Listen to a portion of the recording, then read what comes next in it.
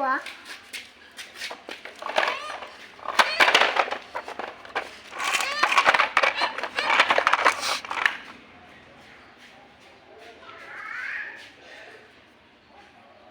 Thôi.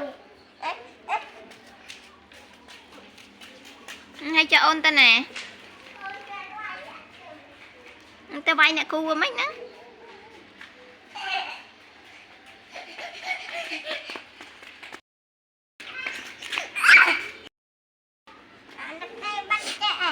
Hử?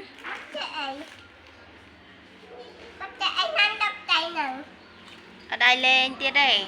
Thôi.